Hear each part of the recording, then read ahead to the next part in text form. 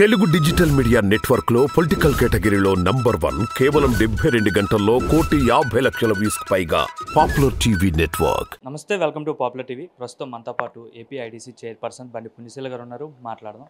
Madam, రీసెంట్గా జరిగిన ఎలక్షన్స్లో పోలింగ్ సర్లే ప్రకారం ఎవరికి అడ్వాంటేజ్ ఉండే అవకాశం ఉంది? ఎందుకంటే టీడీపీ, జనసేన, బీజేపీ వాళ్ళు పోలింగ్స్ చాలా ఎక్కువ జరిగింది కాబట్టి జగన్మోహన్ రెడ్డి పైన వ్యతిరేకతతో ఈ ఓట్లన్నీ ప్రజలందరూ వచ్చివేశారు. సో కూటమే అధికారంలోకి వస్తుందని వాళ్ళు చెప్తున్నారు.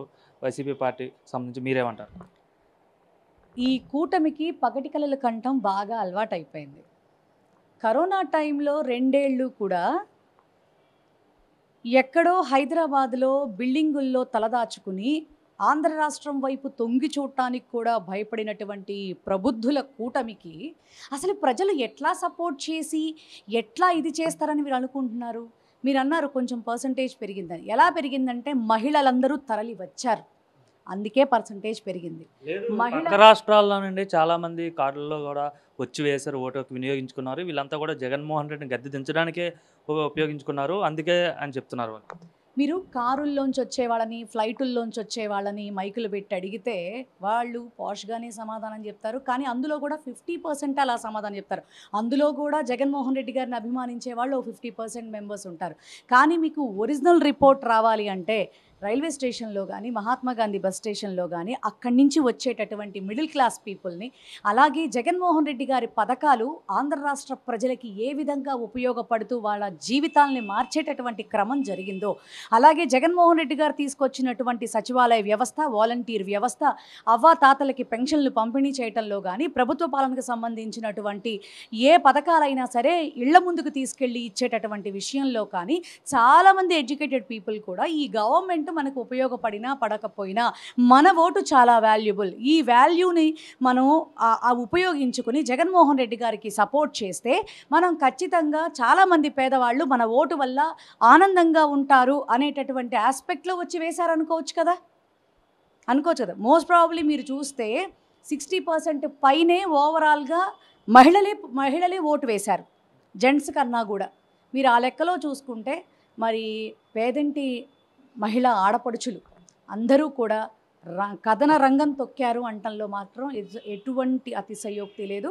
మరి జగన్మోహన్ రెడ్డి గారి పాలన బాగుండాలని, అలాగే ఒకానొకప్పుడు మా భర్తలు తాగి చెడిపోతున్నారు అని చంద్రబాబు నాయుడు గారి టైంలో మహిళలందరూ కూడా రోడ్ల మీదకి వచ్చి ధర్నాలు, రాస్తారోకోలు, నిజంగా ఆ టైంలో మేము అపోజిషన్లో ఉన్నప్పుడు ఆ మహిళలకి సపోర్ట్ చేస్తూ ఎన్ని రకాలుగా రోడ్ల మీదకి వచ్చి మేము కూడా వాళ్ళతో పాటు గొడవలు చేశామో మాకే తెలుసు. కానీ మీరు గమనించినట్లయితే ఈ సచివాలయ వ్యవస్థ ఎప్పుడైతే వచ్చిందో మహిళలకు సంబంధించినటువంటి నవరత్నాల రూపంలో పథకాలు, ఎందుకంటే ఆడవాళ్ళు ఆర్థిక స్వాలంబన పొందడానికి, బలోపేతం కావడానికి జగన్మోహన్ రెడ్డి గారు చేయూతని, అమ్మఒడని, బిడ్డల మంచి చెడు కోరుకుంటూ ఈ రోజున భర్త తాగుబోతుగా ఉన్నప్పటికీ, అలాంటి అలవాటు ఉన్నప్పటి వ్యక్తి అయినా కూడా ఏ ఆడపిల్ల కూడా భర్తని ఇబ్బంది పెట్టుకునే పరిస్థితి కనిపించట్లేదు. అలాగే తన మీద ఆధారపడి బ్రతకాలనేటటువంటి ఆలోచన చేయట్లేదు. ఎందుకంటే జగన్మోహన్ రెడ్డి గారు పిల్లలకి చిన్నప్పటి నుంచి కూడా వాళ్ళు పీజీ పూర్తి చేసేంత వరకు కూడా అన్ని రకాల ఫెసిలిటీసు గవర్నమెంట్ తరపు నుంచి ఆయన అందించడం జరిగింది. ఇప్పుడు గవర్నమెంట్ స్కూల్స్ మీరు చూసుకుంటే నాడు నేడు ద్వారా నిజంగా కార్పొరేట్ స్కూల్స్కి ధీటుగా ఉంటున్నాయి. అలాగే మంచి ఫుడ్ పిల్లలకి గోరుముద్ద రూపంలో ఎంత క్వాలిఫైడ్ ఫుడ్ జగన్మోహన్ రెడ్డి గారు పిల్లలకి ఇస్తున్నారు.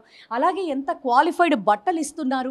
ప్రతి సంవత్సరం కూడా 2 జతల బట్టలు, షూజు, బ్యాగు, పుస్తకాలు, వీటన్నిటితో పాటు అమ్మఒడి, అలాగే వాతావరణం అంతా కూడా బాగుండటం కోసం దాని మెయింటెనెన్స్ అంతా కూడా మధ్యాహ్నం పూట భోజనం పథకం, వారికి కమ్మడైనటువంటి ఫుడ్, డిఫరెంట్ టైప్స్ ఆఫ్ మెనూస్తో ఎంత బాగా జగన్మోహన్ రెడ్డి గారు ఆంధ్ర రాష్ట్ర ప్రజల పిల్లల భవిష్యత్తు కోసం ఆయన నమ్మింది ఒకటే, పేదవాడి పేదరికం నిర్మూలన జరగాలి అంటే చదువు అనే దీపం ప్రతి పేదవాడి ఇంట్లో వెలగాలి, అది పిల్లలకి నేను అందించాలి అనే కదా. ప్రతిపక్షంగా ఉన్నటువంటి చంద్రబాబు నాయుడు, ఈ సోకాల్డ్ పవన్ కళ్యాణ్ గారు పిల్లలకి ఇంగ్లీష్ మీడియం కూడా వద్దని చెప్పని చట్టాలను ఆశ్రయించి సిగ్గు లేకుండా పిటిషన్లు వేస్తే నువ్వేం చేసుకుంటావో చేసుకో, నేను పేదవాళ్ళకి చేసేది చేసి తీరతాను అని జగన్మోహన్ రెడ్డి గారు ఇంగ్లీష్ మీడియంని ఇంట్రడ్యూస్ చేయటంగా నిజంగా చంద్రబాబు నాయుడు 3 టర్మ్స్ చేశాడు కదా. ఏనాడన్నా ఒక సామాన్య ఈ సంవత్సరం స్టేట్ ర్యాంక్ చూసుకుంటే సామాన్య బడుల్లో గవర్నమెంట్ బడుల్లో ఉన్న పిల్లలకి అందులోనూ ఆడపిల్లకే స్టేట్ ఫస్ట్ వచ్చింది మీరు గమనించినట్లయితే. అట్లాగే అంతర్జాతీయ స్థాయి లెవెల్లో ఐక్యరాజ్య సమితికి వెళ్ళి ప్రజెంటేషన్ ఇచ్చినటువంటి ఘనత జగన్మోహన్ రెడ్డి గారి ప్రభుత్వంలో మాత్రమే జరిగింది. ఇది ఏనాడైనా చంద్రబాబు నాయుడు టైంలో జరగడం మనం చూసామా? తనది పెత్తందారీ వ్యవస్థ, మాది జగన్మోహన్ రెడ్డి గారిది పేదవాళ్ళకి మంచి చేసేటటువంటి పాలన. ఈ పాలన ఏదైతే ఉందో జగన్మోహన్ రెడ్డి గారిని మరలా అందలం ఎక్కించబోతోంది అనడంలో కానీ, ఆయన రెండవసారి ముఖ్యమంత్రిగా ఈ రాష్ట్ర సువర్ణ అధ్యాయాన్ని జూన్ 4వ తేదీ తర్వాత జూన్ 9వ తారీఖున ప్రారంభించబోతున్నాడు అనటానికైనా ఆంధ్ర రాష్ట్ర మహిళలు, ప్రజలు అందరూ కూడా నిజంగా చాలా కాన్ఫిడెంట్గా ఉన్నారు. కానీ కొంతమంది అంటా ఉన్నారు వైసీపీ వాళ్ళు ఏం మాట్లాడట్లేదు, టీడీపీ వాళ్ళు మాత్రం పోస్కోలు కబులు చెప్తున్నారు అని చెప్పని. ఒక్కటే చెప్తా, అన్నీ ఉన్న విస్తర అణిగిమణిగి ఉంటుంది, ఏమీ లేని విస్తర ఎగిరెగిరి పడుతూ ఉంటుంది. ఈ సామెతే మీరు యాప్ట్గా తీసుకోవచ్చు.